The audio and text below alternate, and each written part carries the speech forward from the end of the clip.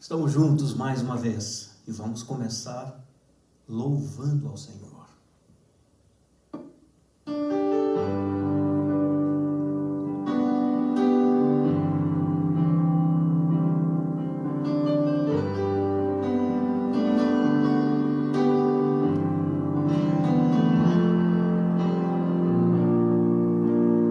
Perto quero estar,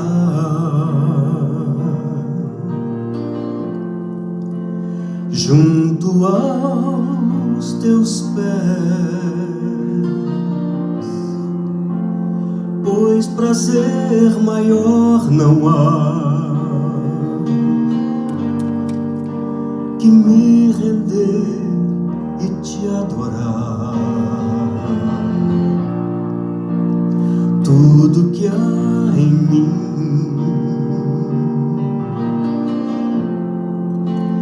quero te ofertar,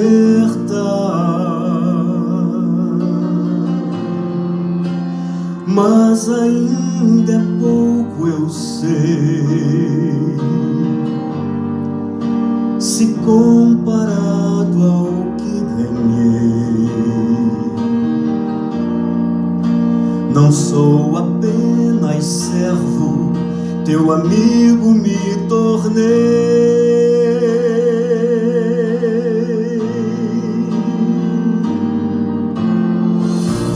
Te louvarei,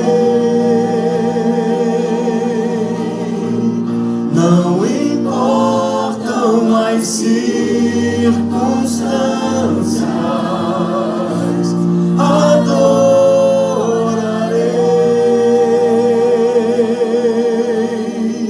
somente a ti, Jesus.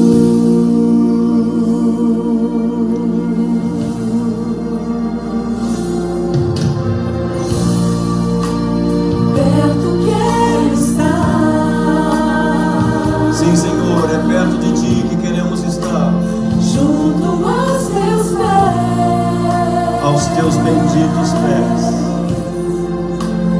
Pois prazer maior não há que me render e te adorar. Tudo que há em mim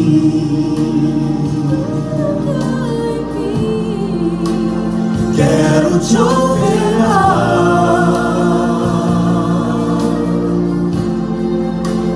mas ainda é pouco, eu sei, se comparado ao que ganhei. Não sou apenas servo, teu amigo me tornei.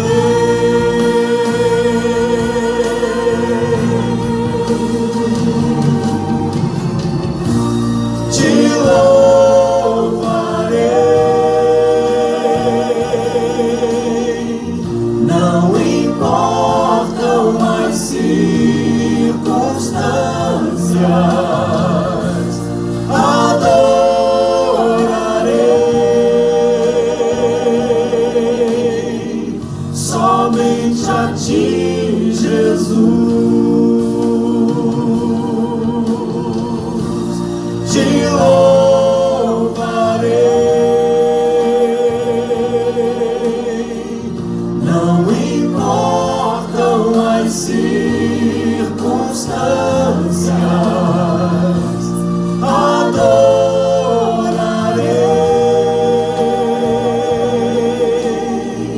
somente a ti, Jesus. Te louvarei,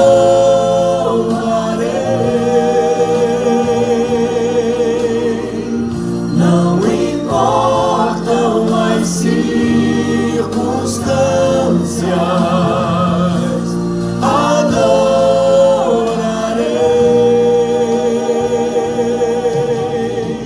somente a ti, Jesus. Somente a ti, Jesus. somente a ti, Jesus, somente a ti, Jesus.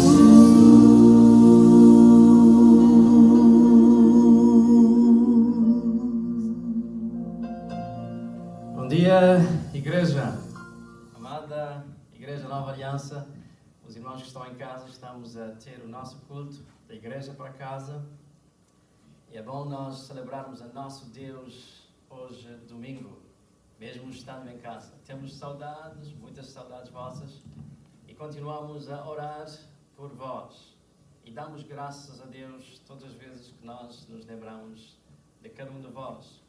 E também temos orado para que Deus vos dê força e muita graça e que a vossa fé continue a crescer, o vosso amor continue também a continue cada vez mais viva, a mais vivo, melhor, e também a presença do Senhor seja constante no vosso dia a dia.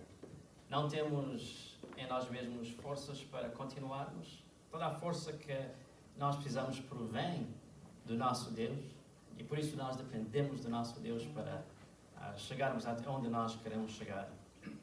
Gostaríamos de dizer-vos que nós vamos estar em casa por talvez mais uma semana, mais 2 ou mais 3, mas vamos acostumar-nos a esta ideia sem vivermos com a nossa vida um pouco triste, ou alguns talvez querendo que esse dia chegue para nós estarmos juntos. Vamos esperar com paciência, sabendo que o dia vai chegar quando estaremos de volta, todos nós, à casa do Senhor para o celebrarmos, para o adorarmos. Mas enquanto lá não chegarmos, vamos continuar a apoiar uns aos outros e a orar uns pelos outros, e a encorajar uns aos outros e a procurar em tudo glorificar e exaltar o nome do Senhor. A palavra do Senhor nos diz, através das epístolas do apóstolo Paulo, que devemos viver com muito cuidado. Não como insensatos, mas como sábios. E aproveitando as oportunidades que Deus nos concede. O tempo que Ele nos concede hoje para nós vivermos em família. Porque os dias são maus. E que o Senhor nos dê a sabedoria então para vivermos nesses dias maus e podermos ultrapassar as dificuldades. Vamos lembrar daqueles irmãos que estão doentes. Temos alguns doentes em casa, outros, talvez, alguns no hospital, não sabemos. Mas oremos para que a graça do Senhor possa ser com cada um. E a mão poderosa e a mão curadora do nosso Senhor e Salvador Jesus Cristo se estenda e toque a cada um. Nós não temos dúvidas de que o nosso Deus é por nós. E se Ele é por nós, quem será contra nós? E Ele é quem nos dá a força para nós continuarmos. Vamos assim continuar a servir a Deus mesmo em casa. Nós enviamos um abraço a todos os nossos irmãos, sabendo que assim podem receber o nosso abraço, um abraço que vai do nosso coração. Mas como alguém disse, eu estou certo que é isso que nós devemos passar a fazer, ao invés de estendermos as mãos ou darmos as mãos, nós devemos estender o nosso coração e apertar os nossos corações. Vamos apertar os nossos corações e que isto seja uma prática no nosso dia a dia, sabendo que nós amamos uns aos outros. Não fiquem desanimados. Não fiquem tristes, não fiquem de forma alguma a pensar que nós estamos nesta para sempre. Não, vai passar. E o dia virá quando nós vamos certamente estar juntos aqui na casa do Senhor. Nós gostaríamos de agradecer a todos quantos têm orado pela igreja, têm orado pelos pastores e que têm apoiado de uma ou de outra forma. E vamos continuar a fazer, porque também da nossa parte nós temos orado e nós temos procurado estar em comunhão uns com os outros, mesmo estando separados fisicamente, mas nós estamos unidos no mesmo Espírito. Temos o mesmo Senhor, uma só fé, um só batismo e nós somos um só corpo. o corpo que Jesus Cristo está a cuidar e a fazer com que venha finalmente a glorificar o seu nome. Aquele que começou a sua boa obra em nós vai certamente completá-la. Por isso, confiamos no Senhor. Agradecemos a todos quantos também têm contribuído com os seus dízimos e as suas ofertas, mesmo não podendo chegar à igreja. Que Deus continue a abençoar a fidelidade e a generosidade dos nossos irmãos. Nós vamos orar. E lá em casa, também inclina a sua cabeça, feche os seus olhos e oremos. Senhor, obrigado pela bênção que nós temos de poder adorar-te no dia de hoje. Nós estamos a fazê-lo não como gostaríamos, certamente, mas sabemos que temos de ajustar-nos às circunstâncias. E aqui nós te pedimos nesta hora que possas vir e abençoar este serviço, abençoar este culto. E que, ó Deus, os cânticos que nós já começamos a ouvir e a também cantar, entoar, sejam para a glória e honra do Teu nome e para ajudar-nos também a estarmos mais perto de Ti. Oramos que Tu venhas e unjas também os lábios do Teu servo que estará a compartilhar conosco a Tua palavra. Que a palavra caia em boa terra e produza fruto, e fruto em abundância. Nós lembramos, Senhor Deus, do Teu povo em casas. Oramos, Senhor Deus, que cada um na sua própria casa possa ter a certeza da Tua presença. Senhor, oramos por aqueles que estão desanimados, possas animá-los. Aqueles que estão desencorajados, possas encorajá-los.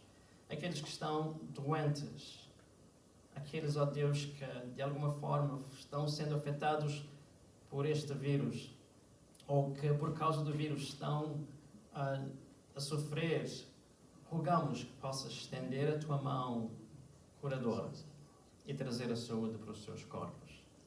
Nós te pedimos que continues a olhar com misericórdia, com compaixão para o povo que se chama pelo Teu nome e para esta nossa cidade, Senhor.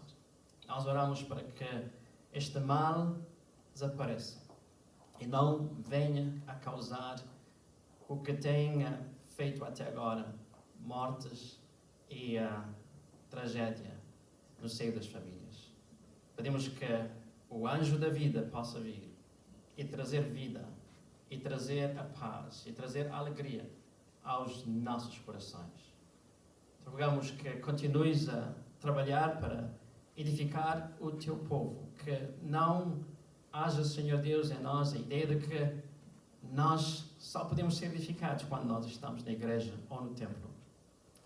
Sabemos que a igreja somos nós, e nós podemos continuar a crescer, e podemos continuar a alcançar o ponto que, avançar por o ponto que queres que nós alcancemos. E tudo isto confiado na Tua graça e no Teu poder, confiado na Tua intervenção. Nós rogamos que continues connosco, que continues com o Teu povo em casa, ou aqueles outros que estão a ouvir-nos, ou que estão a seguir-nos, Senhor Deus, que não são parte da Igreja Nova Aliança, que sejam de algum modo abençoados nesta manhã. Nós oramos agradecidos no nome precioso de Jesus. Amém. Que o Senhor continue conosco durante este serviço e vamos continuar a louvar o Senhor. Que Deus abençoe. Vamos sim continuar a louvar o Senhor. É claro que nós não vamos poder escutar vocês, mas é certo que Deus nos dará ouvidos espirituais essa manhã. E, portanto, eu quero ousar convidá-los a cantarmos todos juntos, ainda que nós não nos possamos ouvir uns aos outros, mas é certo que a quem se dirige o louvor, esse sim, nos haverá de ouvir e responder-nos com a sua bênção, com o seu apreço. Cantemos, pois, ao Senhor. Louvemos o Senhor de todo mundo. Peçamos a Ele esse milagre que todos nós tanto necessitamos.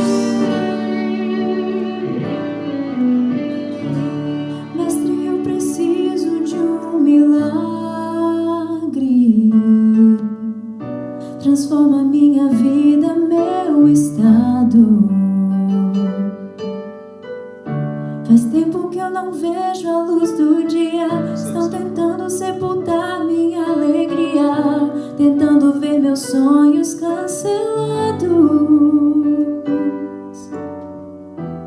Lázaro ouviu a sua voz quando aquela pedra removeu. Depois de 4 dias ele reviveu. Mestre, não há outro que possa fazer aquilo que só o teu nome tem todo o poder. Eu preciso tanto de um milagre. Nós precisamos desse milagre, Senhor. Remove a minha pedra, me chama pelo nome, muda a minha história, Muda a nossa história, Senhor. Ressuscita os meus sonhos, transforma a minha vida, me faz um milagre, me toca nessa hora, me chama para fora, ressuscita-me. Mestre, eu preciso de um milagre, transforma minha vida, meu estado. Faz tempo que eu não vejo a luz do dia. Estão tentando sepultar minha alegria, tentando ver meus sonhos cancelados.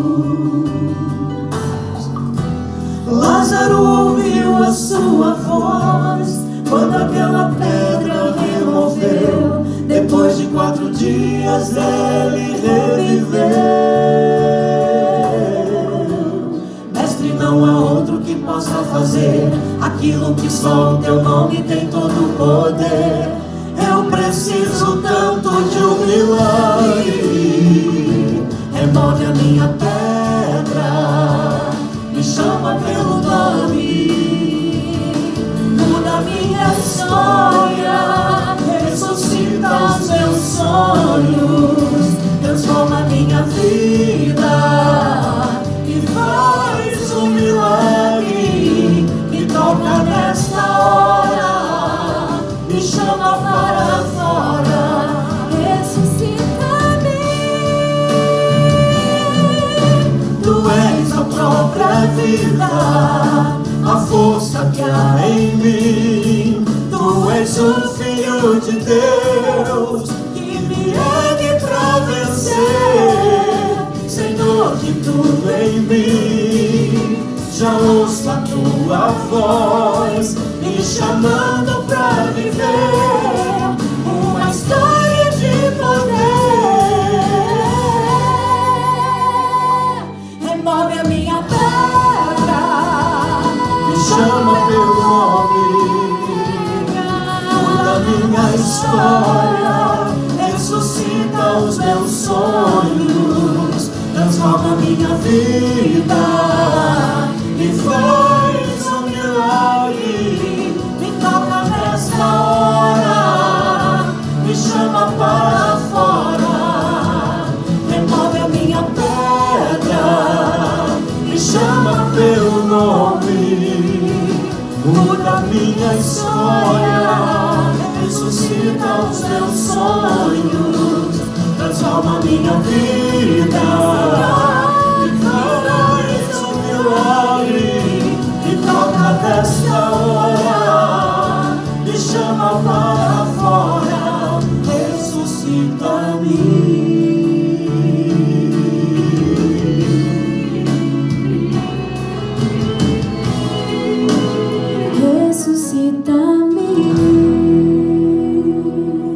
Aleluia. É de ressurreição, Senhor, que nós precisamos nestes dias tão dramáticos, tão difíceis. Ressuscita-nos, Senhor. Faz-nos revigorar a vida que só encontramos na vida de Cristo Jesus, nosso Senhor.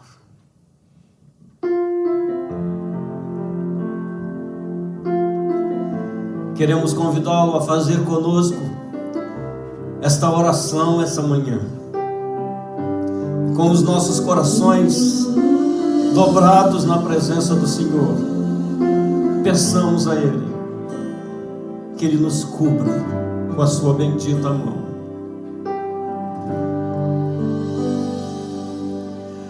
Cobre-me com tuas mãos, com poder, vem me esconder, Senhor. Se o trovão e o mar se erguendo vem, sobre a tempestade eu voarei, sobre as águas tu também és rei. Descansarei, pois sei que és Deus.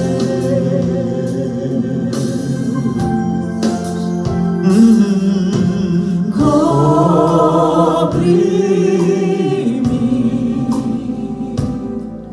com tuas mãos, com poder, vem me esconder, Senhor. Se o trovão e o mar se erguendo vem, sobre a tempestade eu voarei, sobre as águas tu também és rei. Descansarei, pois sei que és Deus.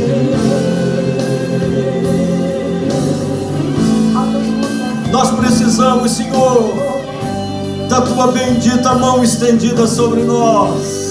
Cobre-nos, Senhor.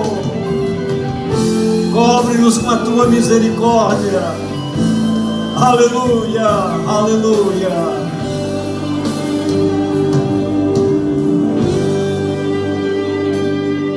Minha alma está segura em ti, sabe bem que em Cristo firme está. Se o trovão e o mar se erguendo vem, sobre a tempestade eu voarei, sobre as águas tu também és rei. Descansarei, pois sei que és Deus. Se o trovão e o mar se erguendo vem, sobre a tempestade eu voarei, sobre as águas tu também és rei. Descansarei, pois sei que és Deus.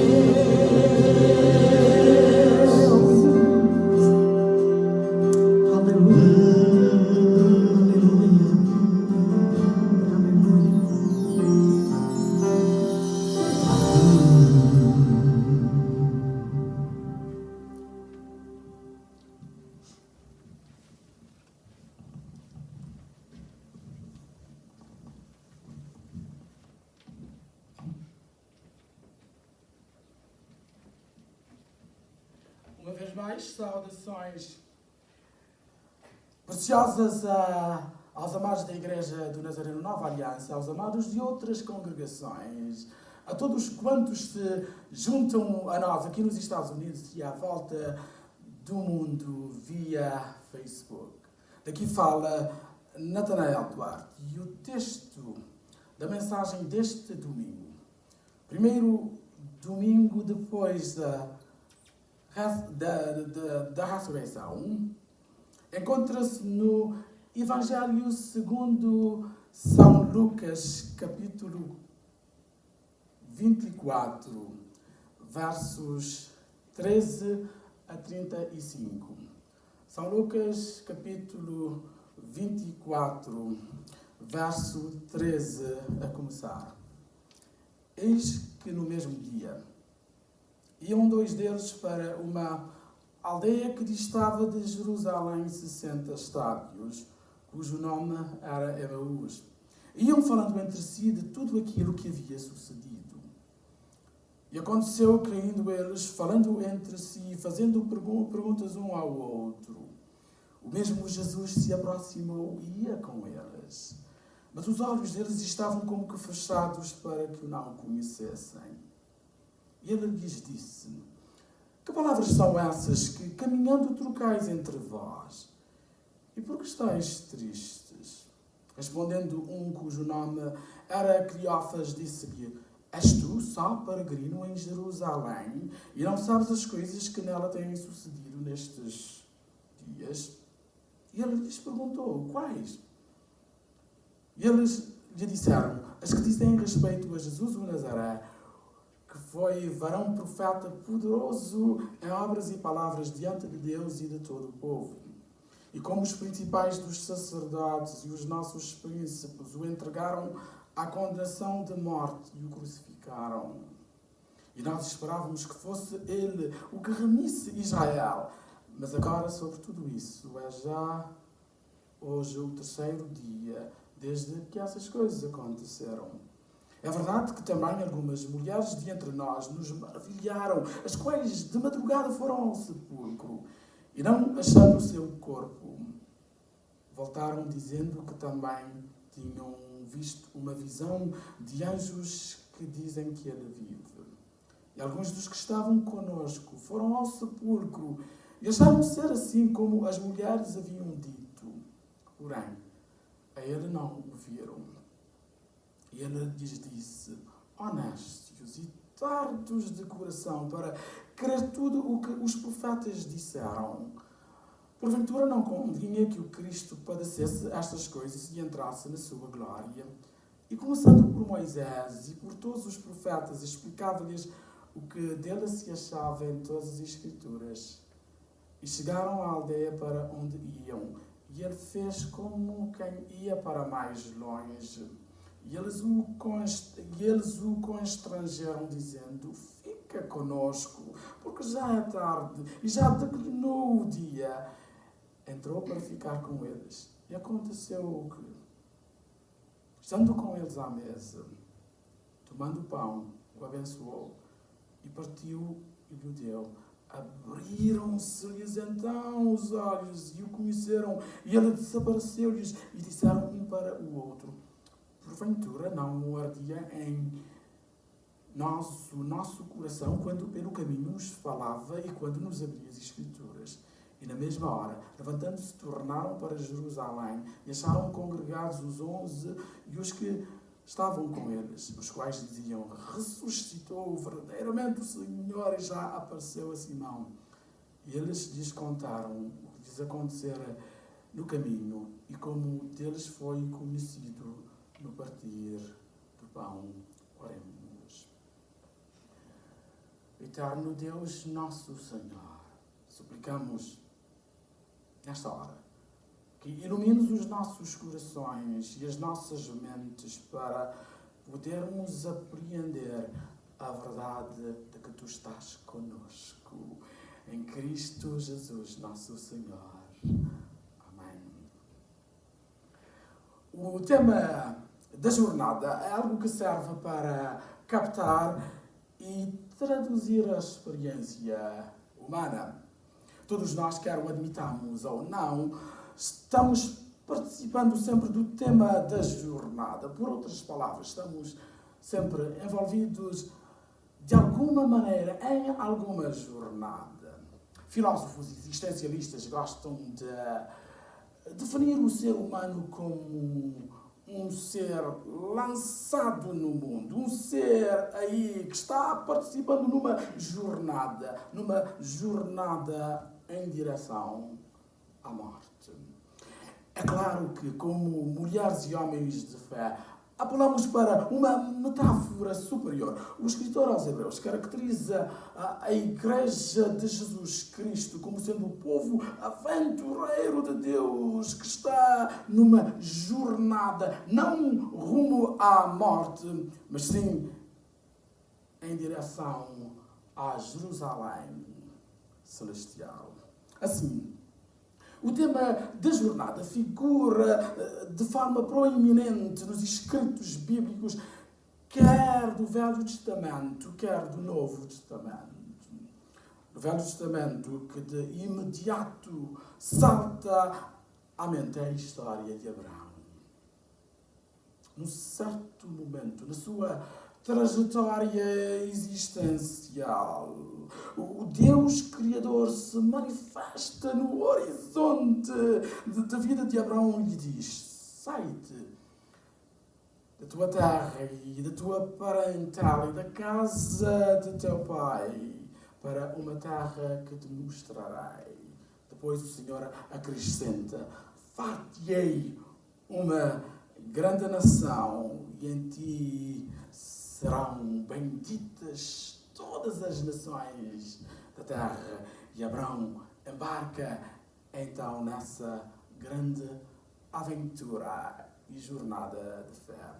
Mais tarde, a descendência de Abraão, depois de um longo período de cativeiro no Egito, liderado por Moisés, passa por uma deambulação frenética pelos desertos a caminho da terra da promessa. O tema da jornada também aparece de forma proeminente no Novo Testamento e é algo que nos ajuda a captar a missão de Jesus na sua preocupação redentora para com a humanidade. No capítulo 1 do Evangelho de São João, encontramos uma forte afirmação da divindade de Cristo. O evangelista começa dizendo: no princípio absoluto de tudo. No princípio era o Verbo, e o Verbo estava com Deus, e o Verbo era Deus. Depois João acrescenta: todas as coisas foram feitas por Ele, e sem Ele nada do que foi feito se fez. E mais tarde, nesse mesmo capítulo São João nos diz que e o Verbo fez-se carne, desceu, veio até nós, empreendeu jornada até nós, habitou entre nós e vimos a sua glória como a glória do unigênito do Pai, cheio de graça e de verdade. Esse mesmo Jesus, no seu ministério de compaixão e salvação, estava constantemente deambulando, viajando de lugar a lugar, e geralmente se fazia acompanhado de uma multidão de pessoas, de homens e mulheres, que estavam impressionados com os sinais e as obras que ele fazia. Certa vez, um homem disse a Jesus que queria segui-lo. Jesus volta-se para ele e mais ou menos diz o seguinte: amigo, pensa bem no que deseja fazer. As raposas têm covis e as aves dos céus ninhos para si e para a sua prole, mas o Filho do Homem não tem onde reclinar a cabeça.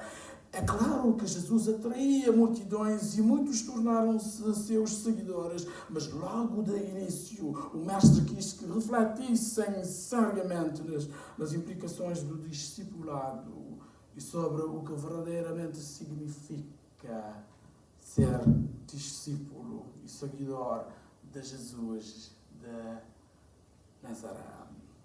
Agora, no ocaso do seu ministério aqui na Terra, há pelo menos 3 momentos que nós gostaríamos de salientar da vida de Jesus. Jesus está na sua jornada rumo a Jerusalém. E antes de chegar a Jerusalém, ele passa pelo Monte da Transfiguração.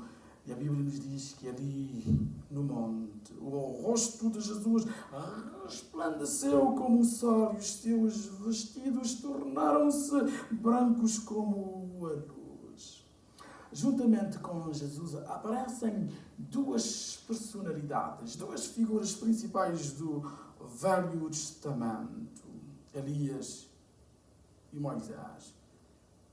E eles estavam falando entre si, e enquanto falavam, foram cobertos por uma nuvem luminosa, e da nuvem uma voz soou: "Este é o meu filho amado, em quem me comprazo, escutai-o." Interessante é que a segunda parte não é dirigida a Moisés, não é dirigida a Elias, mas sim a Jesus. E essa voz diz: "Este é o meu filho amado, em quem me comprazo, escutai-o." Interessante é que de seguida Jesus instrui os seus discípulos de que era necessário que ele fosse a Jerusalém, onde seria preso e crucificado, mas que ao terceiro dia ele haveria de ressuscitar. Acontece que Pedro, olvidando por completo aquilo que ele havia ouvido, as instruções dessa voz que dizia que Cristo era o seu Filho amado e de que deviam todos escutar a Cristo, começa a repreender a Jesus, dizendo: "Não, mestre, tu não vais a Jerusalém, não vais ser crucificado, isso não pode acontecer contigo." Então Jesus repreende a Pedro severamente, porque verdadeiramente ele não estava entendendo as coisas de Deus. Num outro momento importante na trajetória de Jesus é a sua entrada em Jerusalém, algo que nós celebramos aqui há 2 semanas. A chamada entrada triunfal de Jesus em Jerusalém. Quando Jesus chegou a Jerusalém, a cidade toda estava alvoroçada. Comentaristas dizem-nos que a expressão usada por alvoroço é a mesma expressão que eles usam para tremores de terra. Verdadeiramente, Jerusalém estava sendo sacudida com a entrada de Jesus. As ruas estavam apinhadas de gente. Eu creio que mesmo que houvesse alguma política de distanciamento social, ainda assim a cidade estaria toda ela repleta de pessoas. E nós lemos de ramos de palmeiras, de multidões clamando: "Hosana, bendito o que vem em nome do Senhor." Infelizmente, envolvidos há alguns dias, a mesma multidão que antes clamava: "Bendito o que vem em nome do Senhor", agora vociferava: "Crucifica-o, crucifica-o." Jesus é crucificado. Envolvidos 3 dias, há rumores da sua ressurreição. Há rumores de que algumas mulheres foram ao sepulcro e encontraram a pedra removida. Mas para muitos isso não passava de meras conjecturas. E esta é mais ou menos o contexto no qual nós encontramos estes 2 discípulos de Jesus Cristo.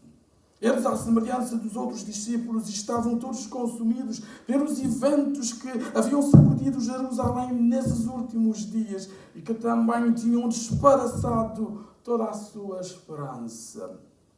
Mas eles não estavam trancados num quarto, algures em Jerusalém, mas estão a caminho de Emaús. Enfim, estão participando numa jornada. Estavam a viajar em direção a Emaús, uma aldeia que ficava mais ou menos a cerca de 7 milhas de Jerusalém. E na sua jornada, diz-nos a Bíblia que falavam entre si. Para dizer a verdade, estavam mais do que a falar entre si, estavam certamente a discutir, a tentar encontrar uma razão lógica e plausível por todos esses eventos que haviam sacudido e desembaraçado Jerusalém nesses dias. A sua conversa figura proeminentemente o tema da ressurreição, só que este já não passava de um mero rumor. É certo que algumas senhoras que tinham ido ao túmulo de Jesus o encontraram vazio e reivindicaram ter visto o Senhor Jesus. Mas isso não passava de meras conjecturas. Em todo o caso, a possibilidade da ressurreição os intrigava. Certamente estariam fazendo exames detalhados do significado teológico de um túmulo vazio. Eles próprios sabiam que Jesus havia levantado a Lázaro de entre os mortos e que também o próprio Jesus havia feito uma referência à sua ressurreição. Enfim, eles oscilavam entre dois polos. Por um lado, eram acometidos de uma profunda tristeza e angústia existencial. Por outro lado, havia um raio de esperança que, timidamente, brilhava nos seus corações. Mas o facto de ser esse o terceiro dia, após a morte de Jesus, serviu para destruir qualquer esperança que tivessem e sufocar a sua fé. A certo ponto da sua jornada, um estranho, ou alguém que lhes pareceu ser estranho, como que cai de paraquedas, coloca-se ao lado deles e começa a andar com eles. E, sem ser convidado, esse estranho deseja participar da conversa que eles estavam tendo. E Jesus então pergunta-lhes: que palavras são essas que caminhando trocais entre vós? E por que estáis tristes? Surpreendido e um pouco desequilibrado, um deles pergunta: és tu só peregrino em Jerusalém e não sabes as coisas que nela têm sucedido nestes dias? Jesus, fingindo não saber, perguntou-lhes: quais? Por favor, elaborem. Falaram então de Jesus o Nazareno, varão perfeito e poderoso em obras e palavras diante de Deus e diante dos homens. E como os principais dos sacerdotes e os príncipes o entregaram à condenação de morte e o crucificaram e lamentaram, e nós esperávamos que fosse ele o que remisse a Israel. Para esses dois discípulos, a morte de Jesus foi uma tragédia, o fim de um profeta de quem tinham esperança de ser o Messias. É interessante que depois de eles terem falado, Jesus volta-se para eles, Jesus vai fazer uma caracterização deles. E notem bem da forma como Jesus descreve esses dois discípulos. Jesus diz: vós sois néscios, tardes de coração, biblicamente analfabetos. Enfim, Jesus estava a dizer-lhes de que, na verdade, eles não tinham compreendido a verdade das Escrituras. E Jesus, então, vai conceder a interpretação correta do Messias. E, segundo as Escrituras, a sua morte era necessária, uma espécie de pré-condição pela qual o Messias havia de entrar em sua glória. E a errônea interpretação dos discípulos da morte de Jesus era resultante de expectativas messiânicas falsas. Isso, por sua vez, resultava de uma falsa interpretação das Escrituras. Para conhecer os eventos é necessário que se conheça as Escrituras. Somente quando as Escrituras lhes são apresentadas é que estão preparados para verem Jesus na sua glória ressurreta. Assim, Jesus, começando por Moisés e por todos os profetas, explicou-lhes o que dele se achava em todas as Escrituras. Portanto, Jesus vai dizer-lhes que uma explicação completa da pessoa de Jesus Cristo não podia ficar de forma alguma restringida aos eventos desses dias derradeiros. Isto é, da sua condenação e crucificação, mas tem de ser vista no contexto geral do plano de salvação de Deus. Plano esse que começa por Moisés, passa pelos profetas e culmina na morte e ressurreição de Cristo. Interessante é que enquanto Jesus falava, muito embora Jesus os tivesse caracterizado de nécios, de tardes de coração, eles não levantaram nenhuma objeção. É claro que não iam levantar nenhuma objeção. Os seus corações estavam sendo aquecidos, ardia dentre eles os seus corações enquanto Jesus lhes falava. E quando chegaram à aldeia, ao lugar onde iam, a Bíblia nos diz que Jesus fez como quem vai para mais longe.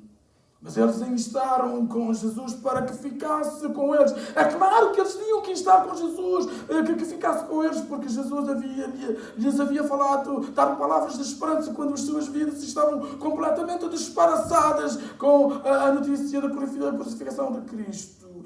E constrangiram então Jesus a ficar com eles. E há quem sugira que eles insistiram com Jesus, não porque verdadeiramente já se fazia tarde e seria bom que ele ficasse com eles, mas talvez, inconscientemente, eles não quisessem desfazer-se da companhia de alguém que havia no tumulto de todos esses últimos dias aquecido os seus corações e lhes concedido alguma esperança. Como desfazer de alguém que havia interpretado para eles as Escrituras de maneira que elas se tinham tornado vivas para eles? Não. Como seria se esse estranho pudesse passar mais tempo com eles? O que eles não sabiam nem desconfiavam é que esse estranho haveria de ficar com eles ao longo de toda a sua jornada terrena e finalmente na eternidade. Portanto, Jesus entra com eles em casa. E há um momento de revelação. Jesus senta-se com eles à mesa. Jesus pega do pão. Parte o pão. E só Jesus podia ter partido o pão da maneira como fez e dado graças a Deus por ele. Como resultado, a Bíblia informa-nos que abriram-se-lhes os olhos e o conheceram numa fração de segundo de cegueira espiritual. Eles passam a ver, a sua tristeza se transforma em alegria e em crença, a sua incredulidade. Uma vez mais reconhecido a Cristo, ignorando completamente o que tinham ido fazer a Emaús, a canseira da viagem que tinham acabado de fazer. De imediato empreenderam viagem de regresso para o lugar de onde tinham vindo, para contar aos outros que o Mestre lhes tinha falado. E é assim que o texto sagrado registra a sua reação. Eles correram para trás em busca dos 11 e os seus companheiros. Agora nós perguntamos: quais são as implicações desta história para nós? Você e eu, como discípulos de Jesus Cristo, para dizer a verdade, como seres humanos, estamos sempre numa jornada. Como crentes, sabemos o nosso destino, sabemos para onde vamos. O que não sabemos são os contornos da jornada, as dificuldades do caminho e as vicissitudes pelas quais teremos de passar. Mas a boa nova é que o Senhor se coloca do nosso lado. Ele mesmo disse: eis que estou convosco todos os dias até a consumação dos séculos.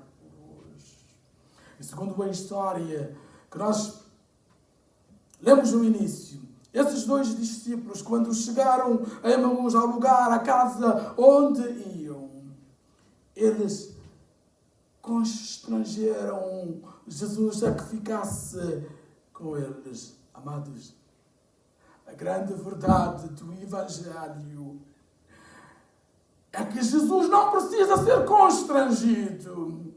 Na verdade, Ele mesmo deseja colocar-se do nosso lado, assim como Ele se colocou ao lado desses dois discípulos. Ele deseja estar connosco. Alguns no Novo Testamento nós temos essa imagem. E ouvimos as palavras de Jesus quando Ele diz: eis que estou à porta e bato. Se alguém ouvir a minha voz e abrir a porta, eu entrarei e serei com ele e ele será comigo. Portanto, Jesus não precisa ser constrangido. Nós não temos de pleitear com ele para que fique connosco, porque ele mesmo deseja estar connosco. Quando Jesus se assentou com esses dois discípulos e abençoou o pão, a Bíblia nos diz que abriram-se-lhes os olhos e viram que era Jesus, e depois Jesus desapareceu. A conclusão pastoral que nós podemos tirar é que com os seus olhos físicos já não podiam ver mais a Jesus, porque Jesus tinha desaparecido, mas a verdade é que Jesus não tinha desaparecido da vida deles. Podiam, com os seus olhos físicos, não mais avistar a Jesus, mas Jesus estava sempre presente. Ele mesmo disse: não te desampararei, nem te abandonarei. Há momentos em que na nossa tristeza somos tentados a inferir que Deus não está presente. Mas eis que há momentos de revelação, há momentos em que nós nos apercebemos de forma mais clara da sua presença e do facto de que Ele sempre está presente, está conosco. O problema desses dois discípulos é que as suas vidas tinham sido sacudidas por esses eventos desses últimos dias ali em Jerusalém. Estavam tristes, desanimados por causa desses eventos. O nosso problema hoje em dia é diferente, as nossas vicissitudes são diferentes, os nossos desafios são diferentes, mas a resposta de Deus é a mesma. Ele sempre promete estar connosco. Permitem-me agora fazer referência a um outro viajante. Alguém bastante especial na história da fé. Estou a referir-me à experiência da pessoa descrita no Salmos 23. Neste Salmos, segundo o especialista bíblico no Velho Testamento, Arthur Weiser, ele diz que esse salmo é marcado pelo terno toque de uma alma serena que desfruta de uma perfeita paz mental. Paz essa que promana de uma inquestionável e de uma indubitável confiança em Deus. Essa é a experiência do adorador no Salmos 23. É importante notar que esse adorador, ele sabe que Deus o conduz a pastos verdejantes, a águas tranquilas, mas ele não é um adorador ingênuo. Ele está ciente de que perigos abundam, inimigos abundam, e ele está ciente também do vale da sombra da morte, mas na sua experiência ele não teme nada disso. O que simplesmente ele quer ter é a certeza de que Deus está com ele. Uma outra coisa importante na experiência desse adorador é que não vai permitir que o vale da sombra da morte venha a definir a sua vida, porque ele sabe que para além do vale da sombra da morte há uma outra realidade. E a Bíblia nos diz que no momento de revelação, ele termina esses salmos dizendo: e habitarei na casa do Senhor para sempre. Certa vez, meio a brincar e meio a sério, faltei-me para um dos nossos anciãos e disse: o fim do mundo já aconteceu. E ele ficou um pouco desequilibrado e estava talvez a dizer: mas que absurdidade teológica, o fim do mundo já aconteceu, que coisa é essa?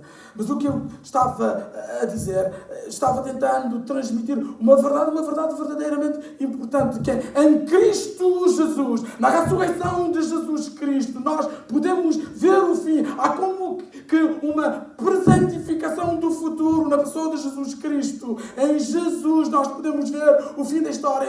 Em Jesus Cristo nós podemos antecipar o que vai acontecer. E quando nós ligamos as nossas vidas a Cristo, nós podemos ver no destino final de Jesus Cristo o nosso próprio destino. Nós sabemos que nós estamos nesta caminhada, nesta jornada, não em direção à morte para dizer a verdade depois da morte. Há essa outra realidade. E sabemos que nós que cremos em Jesus Cristo, nós teremos o mesmo destino final de Jesus de Nazaré. Eu vou terminar com uma simples ilustração. Ao longo da minha trajetória existencial, Deus tem colocado homens e mulheres de fé que têm caldeado o meu caráter e têm desempenhado um papel fundamental na minha formação espiritual. Uma dessas pessoas foi o meu antigo e saudoso pastor reverendo Álvaro Andrade. É interessante que o escritor aos Hebreus, nesse famoso capítulo 12 de Hebreus, onde ele desafia a sua congregação a manter os teus olhos grudados em Cristo, no capítulo 11, ele fala de uma constelação de heróis de fé, de pessoas cujo exemplo nós devemos imitar. Fala de Moisés, fala de Sansão, fala de Caleb, fala de muitos outros, e depois diz à sua audiência: esses exemplos, essas figuras são verdadeiramente importantes, mas a testemunha máxima é a testemunha de Jesus Cristo. Portanto, os vossos olhos devem estar completamente grudados e fixos em Cristo Jesus. E mais tarde, no capítulo 13, ele acrescenta algo importante, interessante, e diz: lembrai-vos também dos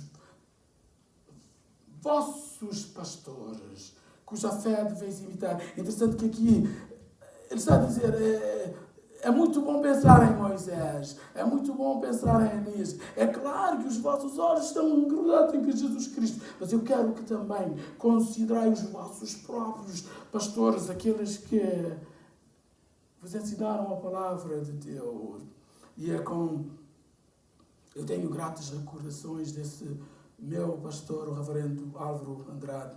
Conta-se que certa vez, eu não estou a lembrar-me de todos os detalhes da história, mas eu creio que, pelo menos da essência da história, eu estou correto. Conta-se que certa vez ele estava a ver um desafio de futebol. Ele era um benfiquista ferrenho. Ele estava a ver um desafio de futebol entre o Sporting e o Benfica. E o Sporting começou a ganhar. As pessoas ficaram espantadas quando notaram que não houve nenhuma reação, nenhuma descarga emocional da parte do reverendo Álvaro Andrade. Ele estava ali, impávido e sereno, assistindo o jogo. O problema é que o jogo estava sendo transmitido em diferido. Ele já sabia do resultado final. Ele já sabia que o Benfica havia vencido. E daí a sua serenidade. Amados, nós estamos nesta jornada. Nós já sabemos o resultado final. Sabemos que as nossas vidas estão ligadas a Cristo, que que no destino final de Jesus Cristo podemos ler também o nosso próprio destino. O que nós não sabemos são as dificuldades pelas quais haveremos de passar até chegarmos a Jerusalém celestial. Mas uma coisa nós estamos certos é que Jesus promete estar conosco. E Ele está conosco no meio das nossas dificuldades, das nossas vicissitudes, das circunstâncias desfavoráveis. E simplesmente Nós oramos para que haja momentos de abrir de olhos, para que o Senhor possa abrir os nossos olhos para vermos, para apreendermos a verdade de que verdadeiramente Ele está conosco. E para nós, isso basta.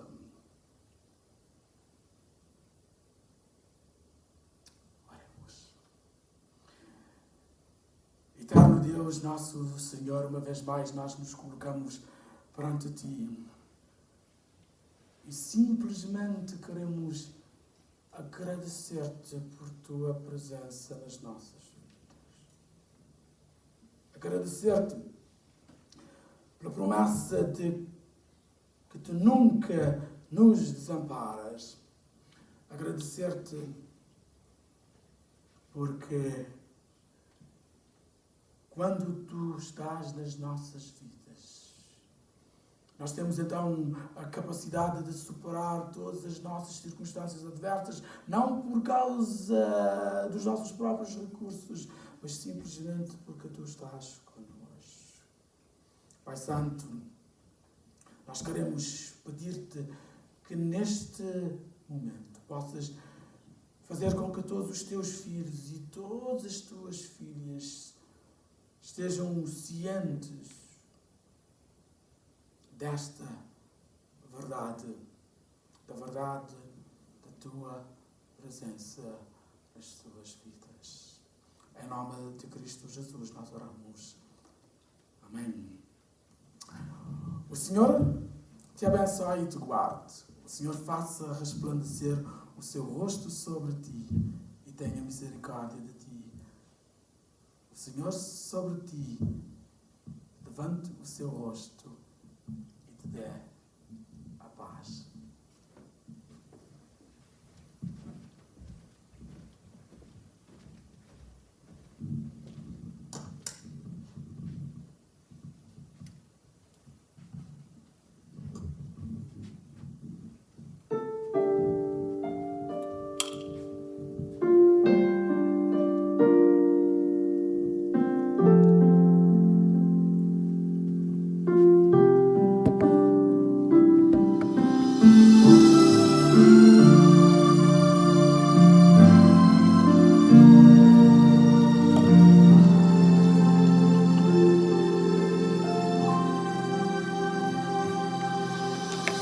Quando tudo diz que não, sua voz me encoraja a prosseguir. Quando tudo diz que não, ou parece que o mar não vai se abrir, sei que não estou só. E o que dizes sobre mim não pode se frustrar. Venha em meu favor e cumpra em mim teu querer. O Deus do impossível não desistiu de mim. Sua destra me sustenta e me faz prevalecer. O Deus do impossível não desistiu de mim. Sua destra me sustenta e me faz prevalecer. O Deus do impossível, o Deus do impossível.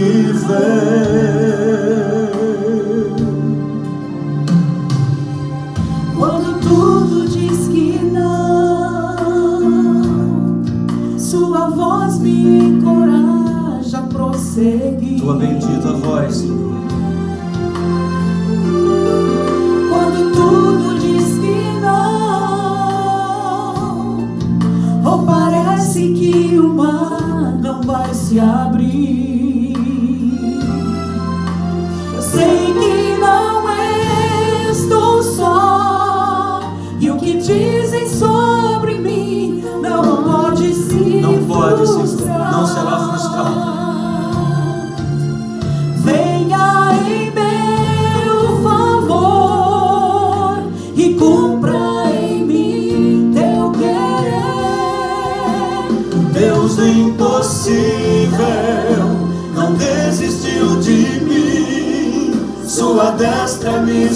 sustenta e me faz prevalecer. O Deus do impossível não desistiu de mim. Sua destra me sustenta e me faz prevalecer.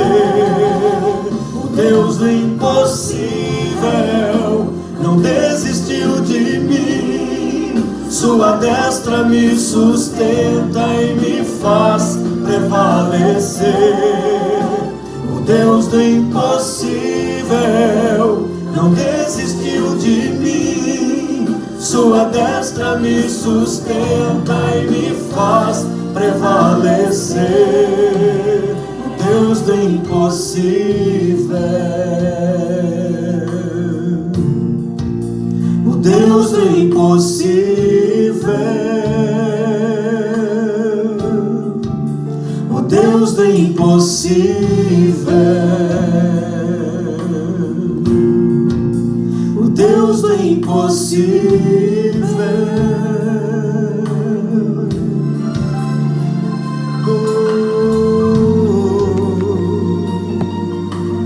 Nós seguiremos confiando em Ti, Senhor, o Deus do impossível.